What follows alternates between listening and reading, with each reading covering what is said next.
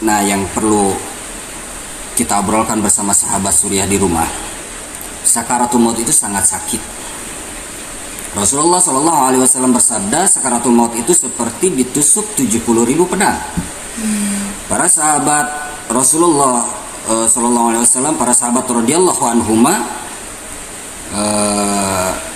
berkata, sakaratul maut itu bagaikan memasukkan pohon yang berduri dari telapak kaki, ditarik sekuat-kuatnya keluar dari mulut sampai seluruh isi perutnya keluar dari mulut. Bahkan Kargojari dari alim ulama, sakaratul maut itu sakitnya bagaikan dia menuruni tangkal berduri dari atas langit sampai ke bumi dalam keadaan telanjang. Itu saking sakitnya sakaratul maut. Ketika detik-detik sakaratul maut, malaikat yang bertugas mengambil maut itu didampingi dengan para malaikat lain mendorong ruh seseorang itu dari telapak kaki, kloter pertama telapak kaki sampai ke lutut. Dan sakitnya sangat luar biasa. Andaikan jeritan orang yang sakaratul maut dibuka, maka akan pecah telinga manusia. Saking tingginya lengkingan kesakitan orang sakaratul maut itu seperti itu. Didorong ruh seseorang itu dari telapak kaki sampai ke lutut. Maka rombongan malaikat yang lain akan mendorong lagi dari lutut sampai ke pinggang. Datang lagi rombongan yang lain, para malaikat lagi mendorong dari pinggang sampai ke kerongkongan. Ketika di kerongkongan, maka tugas malaikat maut adalah mengambil roh itu. Jadi yang mendorongnya itu para malaikat yang masuk ke dalam telapak kaki untuk memasukkan al-maut itu, untuk mendorong ruhnya agar keluar. Nah, kalau orang yang soleh ketika sudah di genggaman malaikat maut itu ruh, maka para malaikat rahmah itu tidak membiarkan roh itu terus-terusan dalam genggaman malaikat maut. Karena kalau terus-terusan dalam genggaman malaikat maut itu akan hancur ruhnya. Makanya para malaikat rahmah langsung mengambilnya dengan memakaikan kain kafan dan membalurnya dengan minyak kasturi. Langsung dimuliakan, diangkat ke langitnya Allah Subhanahu wa taala dengan pujian-pujian amaliyah kebaikan yang dia lakukan sampai ke langit ketujuh. Lalu dikembalikan ke dalam barjahnya. Allah Subhanahu wa taala menyerukan kepada para malaikat untuk memperlihatkan tempatnya nanti di surga. Wah. Ketika orang-orang yang zalim itu, ketika keluar ruhnya dalam genggaman malaikat maut itu sangat menyiksa dan diambil langsung oleh malaikat azab. Ketika di langit pertama sudah tertutup karena bau busuk ruh ini, maka para malaikat berseru, sesungguhnya ruh ini tidak pantas untuk dinaikkan ke langit, maka kembalikan dia ke barjah. Maka dilempar ke dalam jasadnya sampai tulang rusuknya bersilangan, dilemparkan lagi ke jasadnya, dan Allah Subhanahu wa taala berseru untuk dibukakan pintu-pintu neraka untuknya. Subhanallah min dzalik. Nah, itu sakaratul maut sakitnya seperti itu. Bahkan Rasulullah Shallallahu Alaihi Wasallam pun sangat kepayahan menjumpai sakaratul maut. Nabi Idris alaihissalam dalam kitab Durratun Nasihin juga diriwayatkan sama sangat kepayahan menghadapi sakaratul maut. Padahal Nabi Idris itu sangat bersahabat dengan malaikat maut.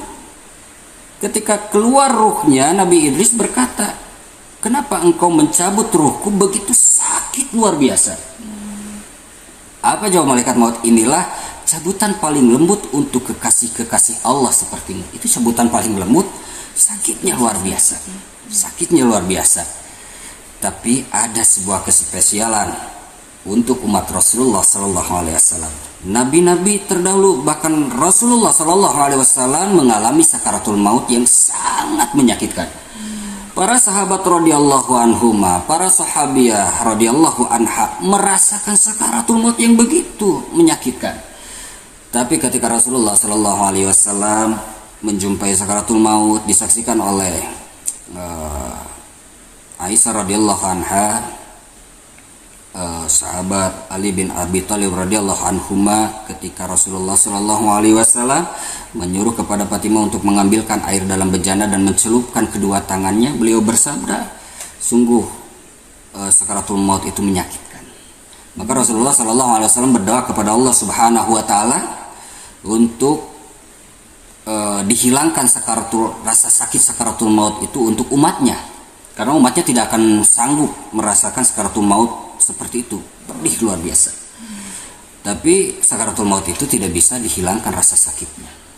Akhirnya Rasulullah Shallallahu Alaihi Wasallam saking cintanya kepada kita sebagai umatnya, ya Allah, timpakan 3 kali lipat rasa sakaratul maut itu untukku, tapi jangan untuk umatku. Saking cintanya Rasulullah Shallallahu Alaihi Wasallam. Bayangkan, terus kita bagaimana cara membalas cintanya Rasulullah Shallallahu Alaihi Wasallam, pengorbanan Rasulullah Shallallahu Alaihi Wasallam untuk kita. Rasulullah Shallallahu Alaihi Wasallam ketika sakit demam, beliau bersabda, berdoa kepada Allah Subhanahu Wa Taala agar demamnya itu di 3 kali lipatkan sakit demamnya, tapi tidak untuk umatku. Makanya demam-demam sekarang itu udah hasil pengurangan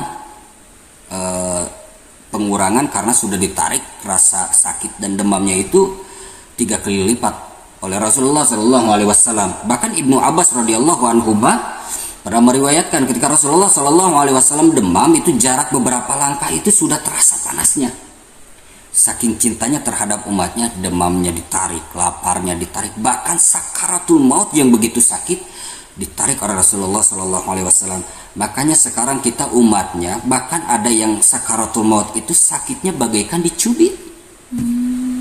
Ingat ya, ini pengurangan sakaratul maut itu untuk umat Rasulullah Shallallahu Alaihi Wasallam, agar kita tidak terlalu kepayahan sakaratul maut, tidak terlalu sakit sakaratul maut. Maka salah satu cara dan kuncinya yaitu mengikuti sunnah Rasulullah Shallallahu Alaihi Wasallam. Salah satunya apa? Barang siapa yang menjumpai perintah Allah Subhanahu Wa Taala dengan cepat, nah ketika ada azan kita langsung sholat, ketika ada majelis ilmu kita datang, kita cinta dengan amaliyah agama, maka Allah Subhanahu Wa Taala akan memberikan keutamaan ketika sakaratul maut, ruhnya mudah keluar. Seperti itu.